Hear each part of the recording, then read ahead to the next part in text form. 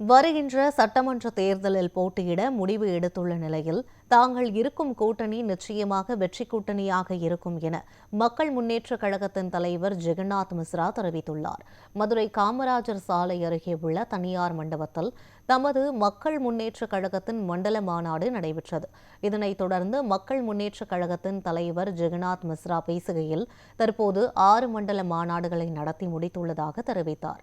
சென்னை, திருச்சி, புதுச்சேரி மண்டல மாநாடுகள் வெகு சிறப்பாக நடந்ததை குறிப்பிட்ட அவர், இன்று மதுரை மண்டல மாநாடு நடைபெறுவதாகவும் நாளை கோவை மண்டல மாநாடு நடைபெறுவதாகவும் கூறினார்.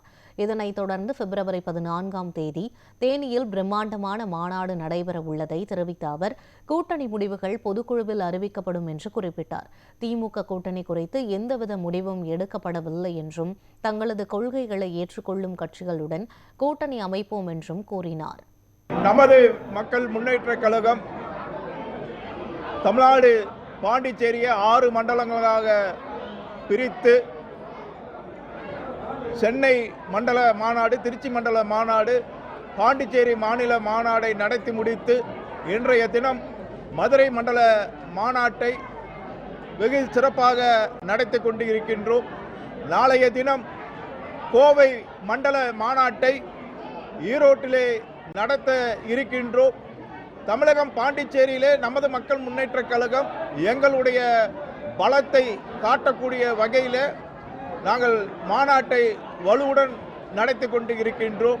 எங்களுடைய கழக பொறுப்பாளர்கள், கழக தொண்டர்கள் மத்தியிலே யாருடன் கூட்டணி அமைக்கலாம் என்ற வாக்கெடுப்பை நடத்தி கொண்டு இருக்கின்றோம். அந்த வாக்கெடுப்பின் முடிவை எங்களுடைய பொதுக்குழு செயற்குழுவிலே முடிவெடுத்து எங்களுடைய கொள்கை சார்ந்து வரக்கூடிய கட்சிகளுடன் கூட்டணி அமைத்து வருகின்ற 2026 சட்டமன்ற தேர்தலில் போட்டியிட இருக்கின்றோம். ஒரு ஜனநாயக இயக்கமாக இன்னைக்கு இந்தியாவில் 1000க்கும் மேற்பட்ட அரசியல் கட்சி இருந்தாலும் நமது மக்கள் முன்னேற்றக் கழகம் ஒரு மிகப்பெரிய ஒரு மக்கள் சக்தியாக செயல்படும். இந்த உத்தேசமா யாரோட தான் போகணும்னு ஒரு முடிவு எடுத்து வச்சிருப்பீங்க. அந்த உத்தேசமான முடிவு தான் என்ன? எங்களுடைய கொள்கை சார்ந்தவர்களோட தான் கூட்டணி அமைப்போம்.